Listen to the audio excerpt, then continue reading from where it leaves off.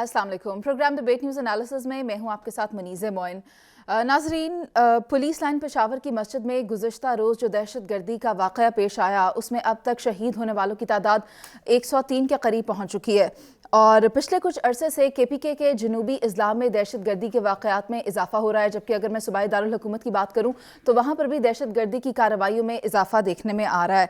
जहाँ कल ये वाक़या पेश आया उस इलाके को हसास तरीन तस्वर किया जाता था, सिक्योर तरीन भी कहा जाता था, लेकिन जब वहाँ पर हादसा पेश आ गया तो फिर पेशावर की KPK की जो ओवरऑल सूबे की सिक्योरिटी की अगर हम बात करें तो उस पर सवालिया निशान पैदा हो गया। इन सब पर बात करूंगी। पैनल में मेरे साथ नवीद चौधरी साहब मौजूद हैं, PJ मीर सर, जावेद इकबाल साहब और इफ्तिखार अहमद साहब मौजूद हैं। मैं चाहूँगी इफ्तिखार साहब आप बताएं कि TTP के लोगों के साथ मुज़ाकरात करके उनको रिहैबिलिटेट करने का जो प्लान था वो तो फ्लॉप हो गया, अब रियासत की क्या पॉलिसी होगी? ये बहुत ही अफसोसनाक वाक़या है। बाय ऑल मीन्स हम ये कहते हैं ये लफ्ज़ भी अपनी वक़्त खो बैठे हैं। तय ये हुआ था नेशनल एक्शन प्लान में कि जो सज़ा याफ्ता दहशत गर्द हैं उनको सज़ाए मौत पर अमल दरामद किया जाएगा। कोई 3.25 लाख के करीब लोगों को इंटेरोगेट किया गया मुख्तलिफ मामले, 3.25 लाख लोगों को। उनमें से 250 के करीब लोग ऐसे थे जिनके बारे में यकीनी तौर पे ये शवाहिद मौजूद थे कि ये सज़ाए मौत के काबिल है। उस पे पूरी पर अमल नहीं हो सका। हम बात कर रहे हैं इस नेशनल एक्शन प्लान 2 की। फिर ये भी तय हुआ कि जो अस्करी विंग्स हैं किसी भी सियासी पार्टी के हों या मजहबी जमात के, उनको बिल्कुल ख़त्म कर देना है, नो कम्प्रोमाइज इन दैट। और लिटरेचर और किताबें और व्हाट्सएप ग्रुप पर और ट्विटर पे जो कुछ भी इसको ख़त्म करना है। नहीं हम कर सके। हम दीनी मदारस का इंदराज नहीं कर सके। रजिस्ट्रेशन हुई, हमने छोड़ दिया। आज ये जब आप बुनियादी तौर पे कुछ करने के काबिल ही न रियासत हो तो फिर ये वाक़या तो होगा। अब देखें जो आपने कहा ना हसास, सीधी सादी बात है। ये पुलिस की मस्जिद थी, तमाम पुलिस वाले इस मस्जिद में नमाज पढ़ते थे।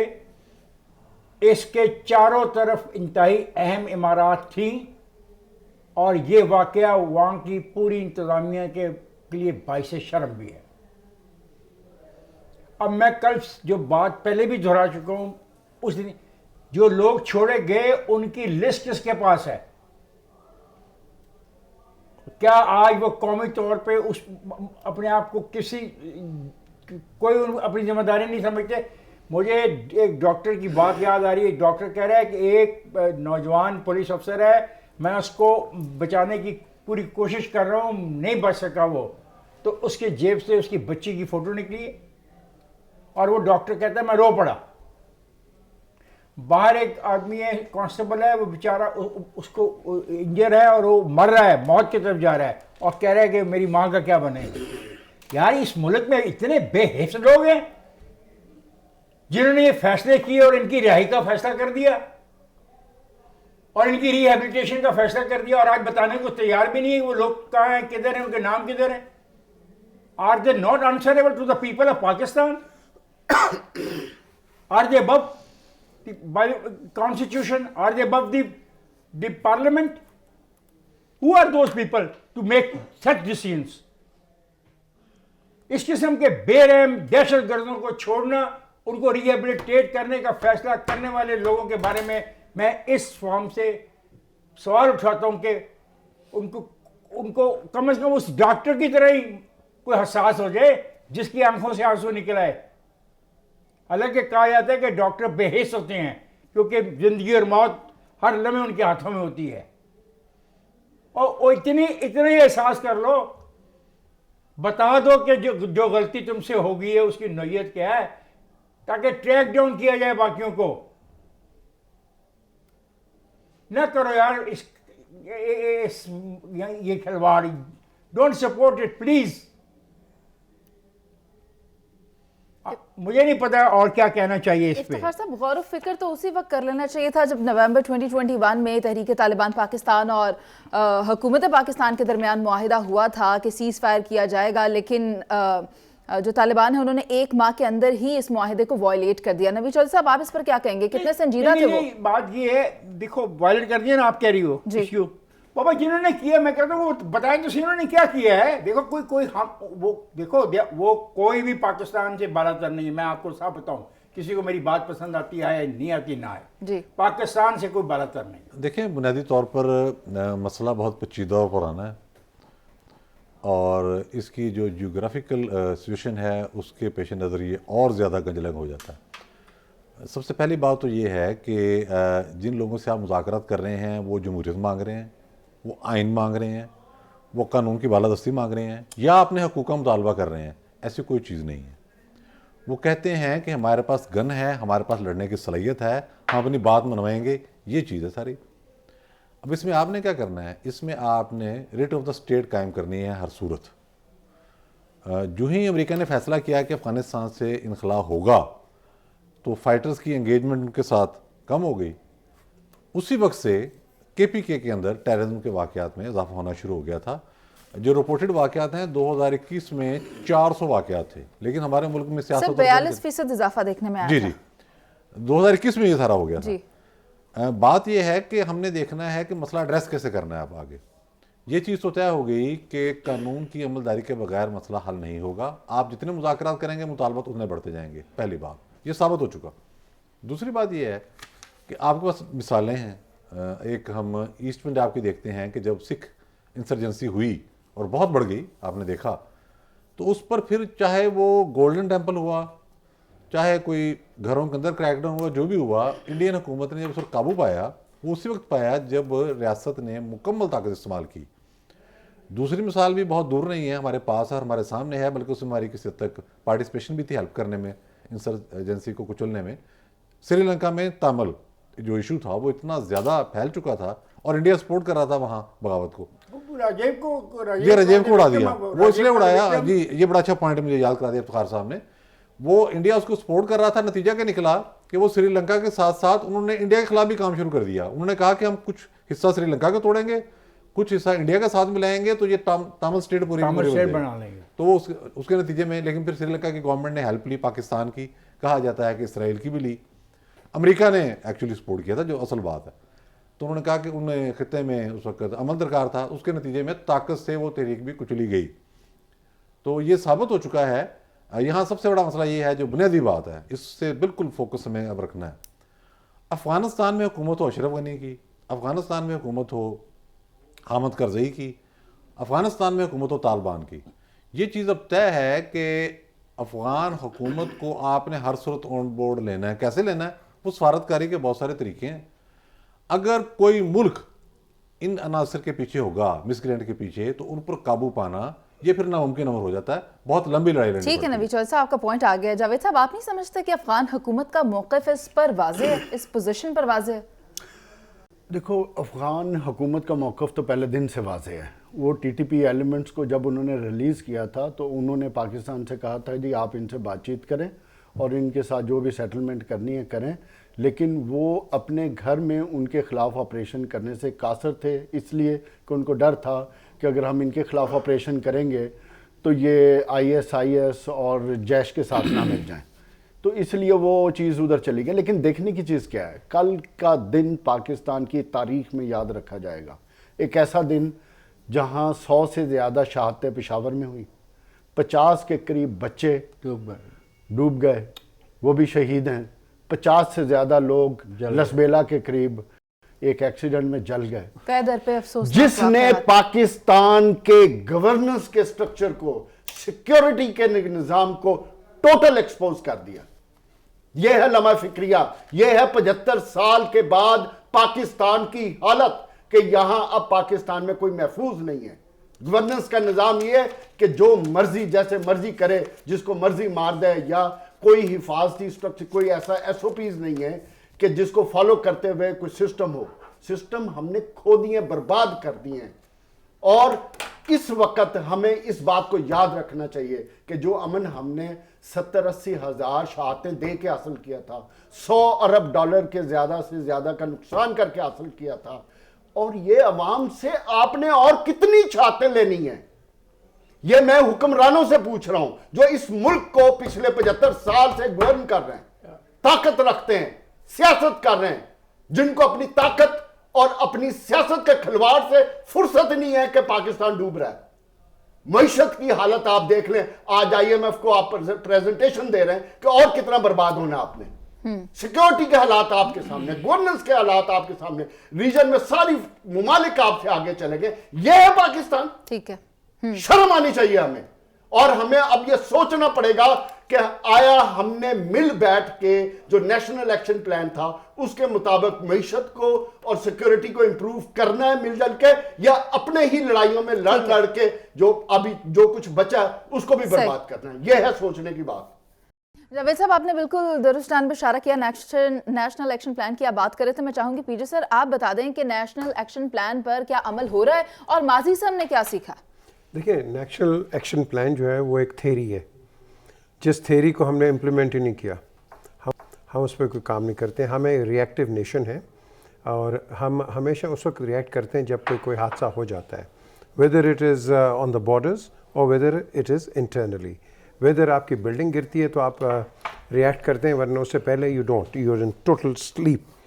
پاکستان کی سب سے بڑی جو پرابلم ہے, دیکھیں یہ تینوں میرے بھائیوں نے ایک بڑا اچھا ایک اپنا انالیسس دیا ہے. یہ بہت بڑی کتاب ہے.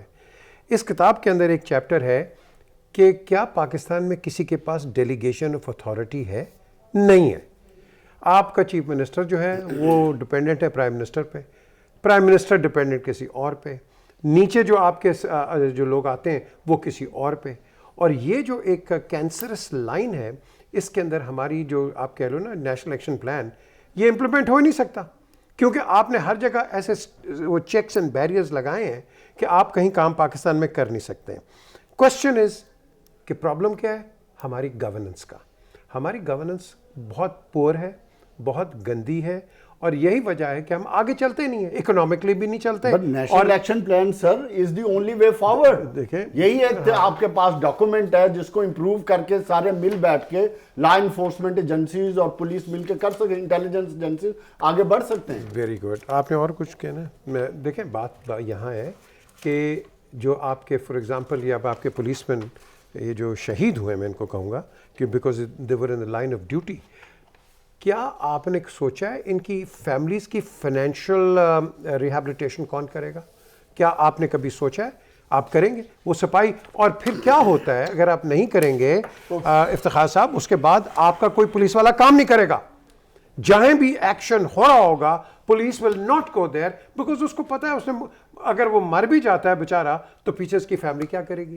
سو دا کوشچن از, ہم نے اپنے آپ کو ری ایویلیویٹ کرنا ہے, ری وزٹ کرنا ہے اپنے سیکیورٹی پالیسیز کو, کیونکہ ہم نہیں کرتے اور ہم روتے ہی رہتے ہیں. ہر جگہ جو بھی گورنمنٹ ہوتی ہے ہم اس کو اس کے تنقید کا نشانہ بنا دیتے ہیں. I think we need to be changing our direction towards a positive line. آپ بالکل درست کہہ رہے ہیں, نیشنل ایکشن پلان پر عمل درآمد کرنے کی ضرورت ہے, اور جیسا کہ نوید چودھری صاحب نے کہا جتنے مذاکرات آپ ان کے ساتھ کریں گے مطالبات ان کے اتنے ہی بڑھتے چلے جائیں گے. ریٹ آف دا اسٹیٹ کو جو بھی عناصر چیلنج کریں ان کے خلاف کارروائی ہونی چاہیے. ابھی چلتے ہیں ایک بریک پر, جس کا واپس آئیں گے اور بات کریں گے. الیکشن کمیشن نے واضح کر دیا ہے قاف لیگ کے صدر چودھری شجاعت ہی برقرار رہیں گے. ابھی ایک بریک پر چلتے ہیں.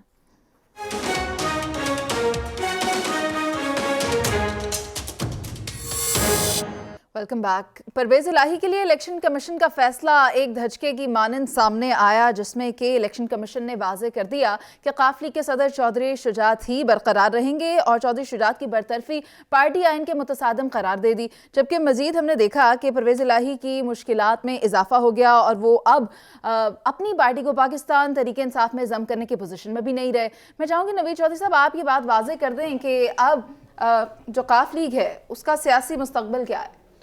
دیکھیں, قاف لیگ کا جو قیام ہے اور اس کو اس صورت میں لے کر چلنا کہ وہ ایک ایسے گروپ کی صورت میں موجود رہے کہ اقتدار کا جو توازن ہے وہ ان کے ہاتھ میں رہے, یہ چودھری شجاعت صاحب کی سیاسی بصیرت کے سبب ہی تھا. ہم سب جانتے ہیں جس وقت نواز شریف صاحب پاکستان سے چلے گئے مشرف کے کو کے بعد, تو مسلم لیگ نون کو کنورٹ کیا انہوں نے کاف لیگ میں اور بڑی محنت سے انہوں نے پارٹی بنائی. پھر جب اگلا فیصلہ ہوا اسٹیبلشمنٹ کا کہ اب ہم نے پی ٹی آئی بنانی ہے تو کاف لیگ کو توڑ کے پی ٹی آئی میں شامل کرنا شروع کیا گیا. جنرل کیانی کے پاس چوری شجاعت شکایت لے کر گئے کہ آپ ہمارے بندے توڑ رہے ہیں, اس کے ثبوت بھی دکھائے. خیر وہ جو بھی شکایت تھی اس کا نتیجہ یہ نکلا کہ کاف لیگ سکڑ تو گئی لیکن ایلیمینیٹ ہونے سے بچ گئی. تو یہ چوہدری صاحب کا کریڈٹ ہے نمبر 1. اس کے بعد ہم نے آج تک دیکھا ہے اور ظاہرہ کے کور کرتے آ رہے ہیں, مدت ہو گئی ثابت کرتے ہوئے, چوہدری صاحب نے کبھی اس قسم کا بیان نہیں دیا جس میں کسی کی تضحیق ہو, کسی کا مذاق اڑایا جائے, کسی کے زخموں پہ نگہباشی کی جائے. پرویز الہی صاحب کا جو رویہ تھا تیز و تند بعض اوقات ہو جاتا تھا. ان کا بیٹا تو خیر بہت آگے بڑھ گیا مونس. اب جو لیٹسٹ صورتحال ہے اس میں چوہدری پرویز الہی بھی کاف لیگ سے کہاں نکلنا چاہ رہے تھے, وہ تو انجوائے کر رہے تھے کاف لیگ کو.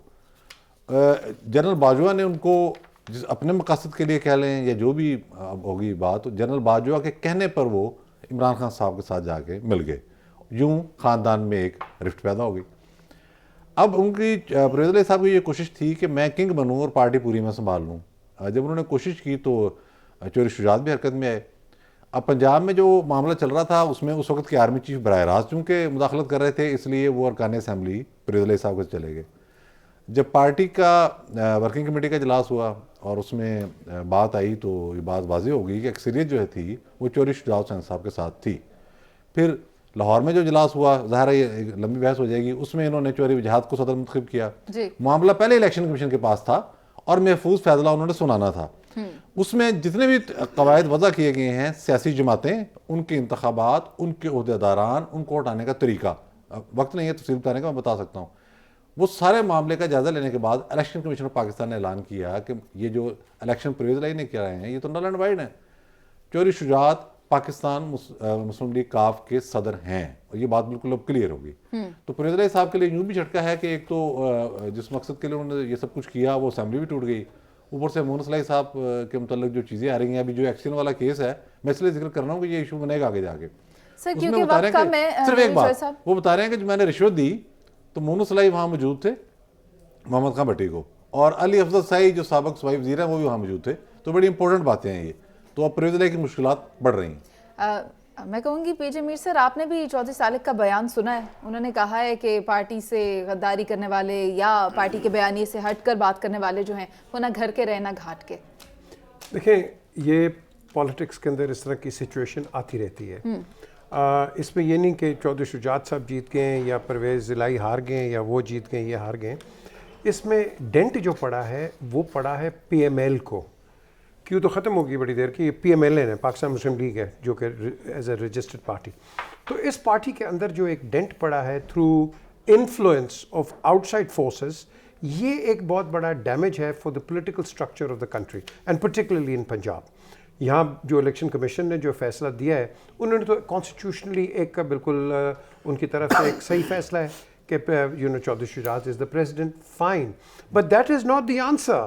دی answer is much more complicated and dangerous کہ یہاں جو ایک بڑے کلوز نیٹڈ بانڈ, ایک بیسکلی ایک فریکچرز ہو گئے ہیں, ان فریکچرز کو کیسے آپ ریموو کریں. کل یہ ریکنسائل بھی ہو سکتے ہیں, ایسی کوئی بڑی بات نہیں ہے, بیکاز آئی نو کہ that there is a root دیر, اور وہ روٹ ہو سکتا ہے.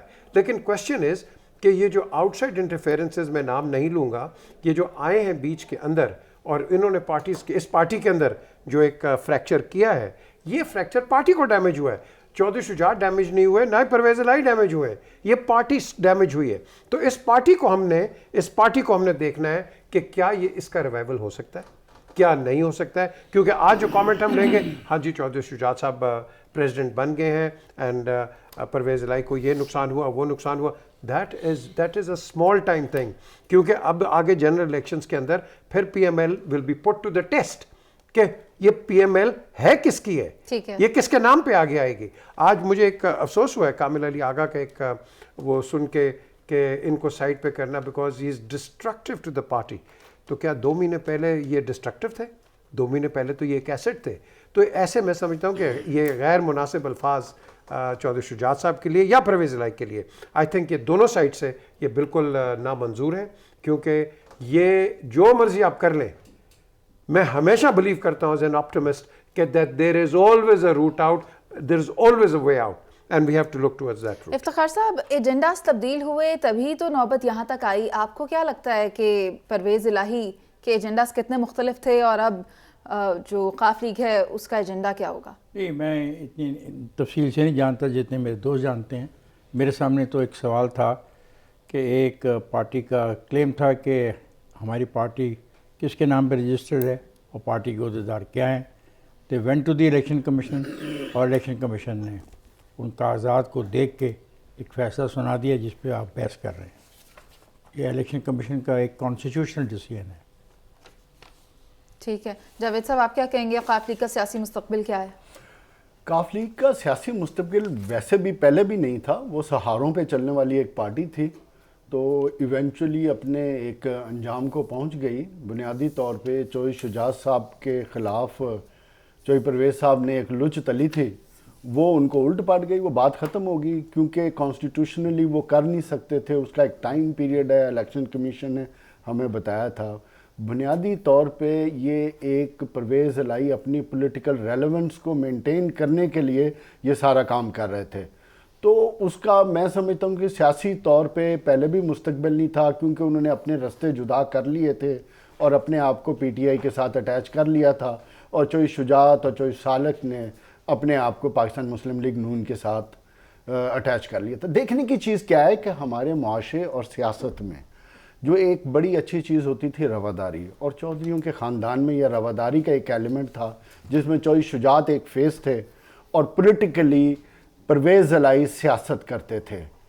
और आज वो ख़त्म तो खैर पहले पिछले 8-10 महीने से ख़त्म हो गई थी, जब चौधरी शाफे को सीट के ऊपर परवेज़ इलाही ने कहा कि आप इलेक्शन नहीं लड़ेंगे, आपकी फैमिली को एक ही सीट मिलेगी, और फाइनेंशियल कंट्रोल मोनस के पास चले गए थे.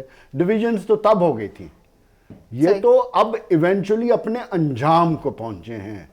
पीएमएलक्यू को अगर पॉलिटिकली देखा जाए तो उसमें पॉलिटिकल स्टालवर्ट्स तो हो सकते हैं, लेकिन अगर एज ए पार्टी मैं देखूं कि उनका वोट बैंक अवाम में एग्जिस्ट करता है, वो ज़ीरो है, वो एग्जिस्ट नहीं करता था. हमने देख लिया इलेक्शन कमीशन का फैसला भी आ चुका है. अभी हम चलते हैं एक ब्रेक पर, जिसके बाद वापस आएंगे. करप्शन परसेप्शन इंडेक्स की रिपोर्ट सामने आई है और उसमें ये वाज़ेह हो गया कि पाकिस्तान में करप्शन में कमी देखने में नहीं आई. अभी एक ब्रेक पर चलते हैं, वापस आएंगे, इस पर बात करेंगे. आप साथ रहिए.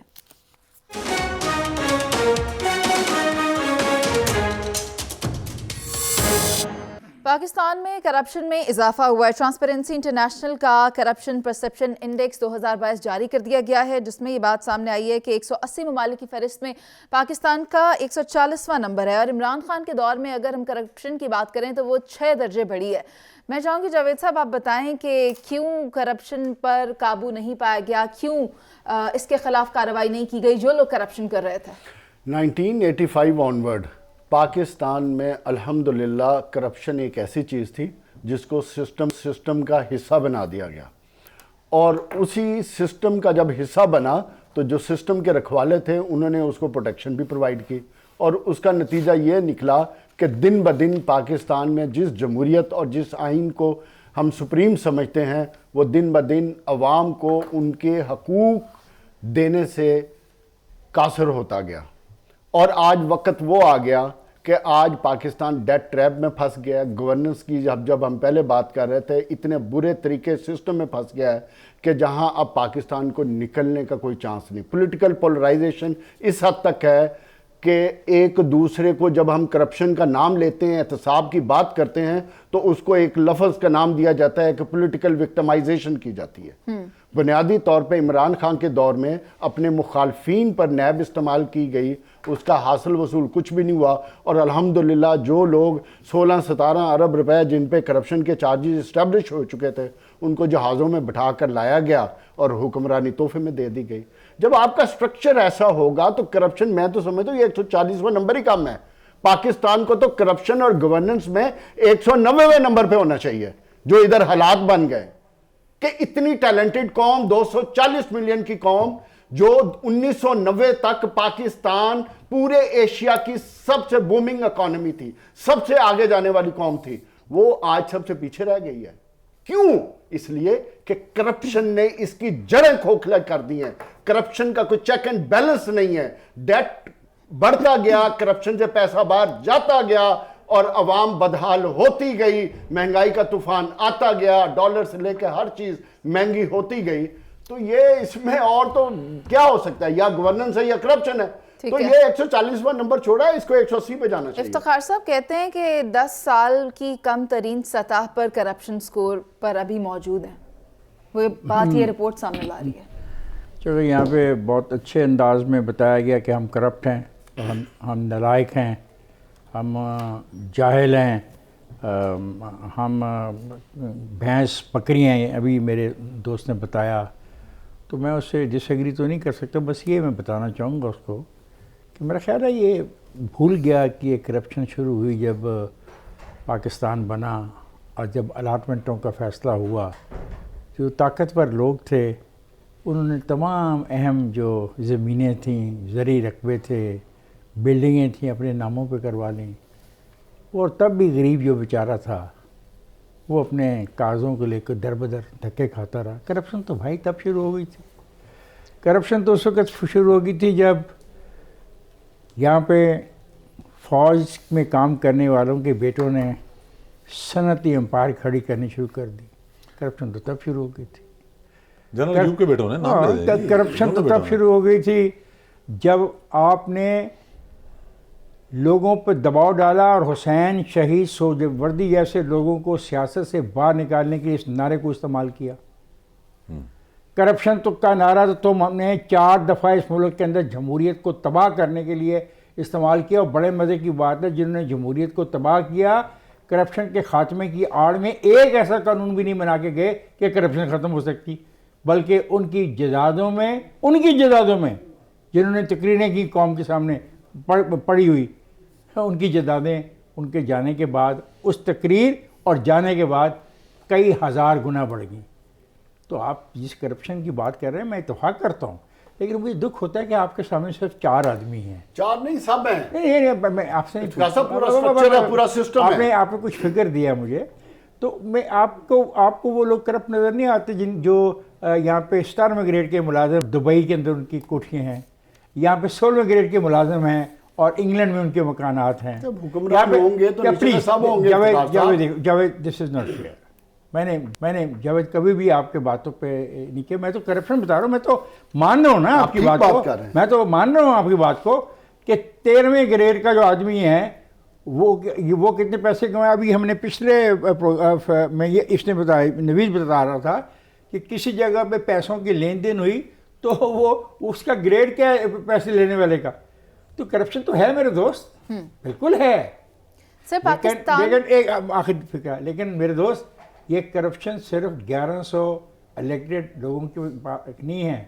اس کرپشن میں پاکستان کی ٹاپ ایلیٹ شامل ہے. سر ایسا تو تبھی ممکن ہوگا جب سب کے سب اس میں ملوث ہوں گے. پی جے میر سر, پاکستان میں کرپشن سکور 2020 میں 31ویں نمبر پر رہا, 2021 میں 28ویں پہ تھا, 2022 میں اب یہ جو رپورٹ سامنے آئی ہے اس کے مطابق 27ویں نمبر پر موجود ہے. یعنی کہ اس میں کمی نہیں آئی, بڑھتا چلا گیا ہے.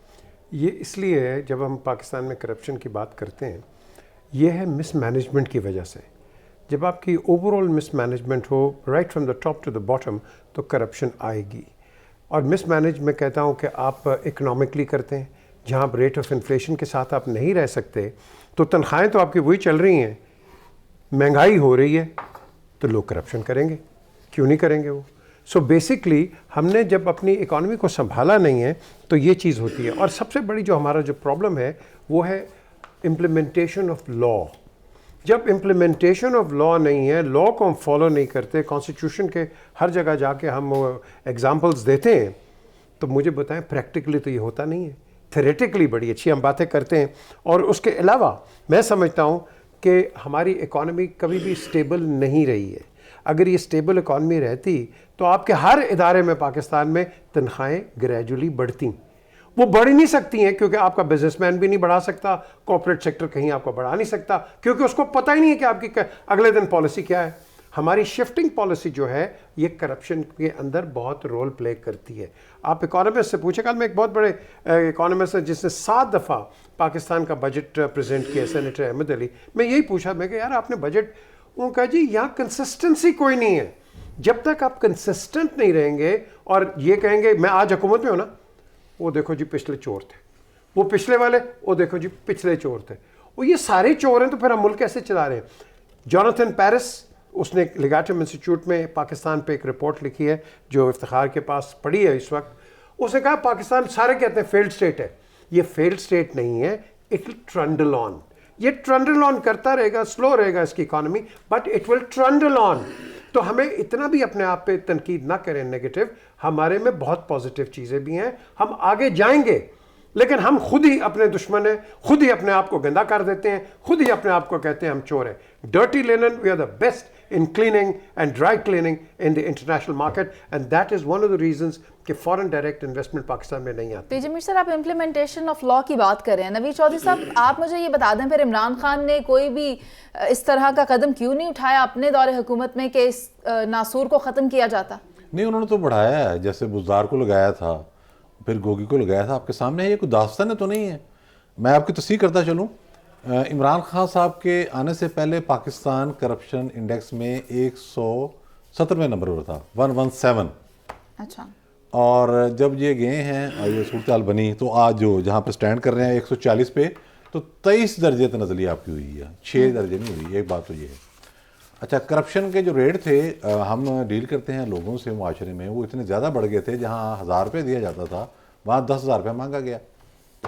اور کوئی ایسی سطح نہیں تھی حکمرانوں کے گھروں سے لے کر ٹاپ جو حکمران تھے عمران خان صاحب نیچے تک, جہاں کرپشن کے الزامات نہ لگے ہوں. پکڑا نہیں ہے میں نہیں کہتا, لیکن آپ کو پتہ ہے کہ پنکی پیرنی صاحب پر کیا معاملہ ہوا تھا؟ یہی ہوا تھا نا پہلا, انہیں جا کر کہا گیا تھا کہ ہیرے وغیرہ لینے بند کر دیے ہیروں کے یار.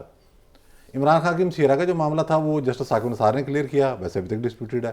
عمران خان صاحب کے اپنے متعلق واشنگٹن اس میں گارڈین میں اور فائنانشل ٹائمز کے اندر آرٹیکل چھپے ہوئے ہیں, چھپے ہیں کہ نہیں؟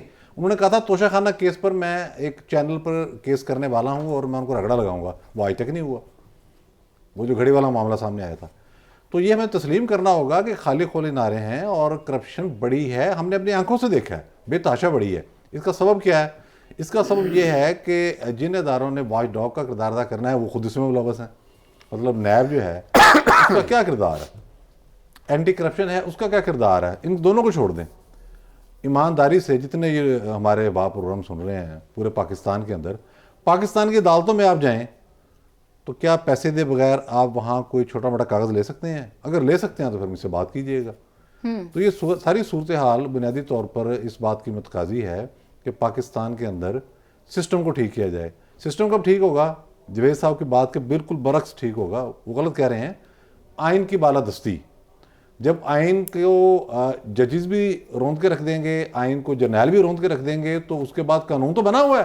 قانون تو جو ہمارے پروفیسر صاحب ہمیں لا کالج میں پڑھاتے تھے کہ جو انگریز نے پولیس لا ایکٹ بنایا تھا نا, وہ مور دین انف ہے. اگر آپ نے کرائم کنٹرول کرنا ہو. ٹھیک ہے نوید چودھری صاحب, آپ کا پوائنٹ آ گیا ہے, احتساب سب کا ہوگا, قانون سب کے لیے برابر ہے, آرٹیکل 6 کے ساتھ عمل درآمد کر دیتے ایک آدھ مرتبہ. کس نے روکا ہے؟ کس نے روکا ہے؟ پروگرام کا وقت ختم ہو گیا ہے. چلا تھا, آپ نے دھرنے کروا دیے. نوید چودھری صاحب آپ کا بہت شکریہ, پی جے میر سر, افتخار صاحب اور جاوید صاحب آپ سب کا بہت شکریہ. ہم کرپشن کو ختم کرنے کی, لیکن یہ معاملہ تب شروع ہوگا جب قانون کے تحت احتساب سب کا ہوگا. نعرہ تو لگایا جاتا ہے کہ احتساب کیا جائے, لیکن سب کو ایک ہی طرح سے ٹریٹ کیا جائے گا, تو ہی یہ سلسلہ ٹھیک ہوگا. ابھی کے لیے آپ سے اجازت, اللہ نے کے بان.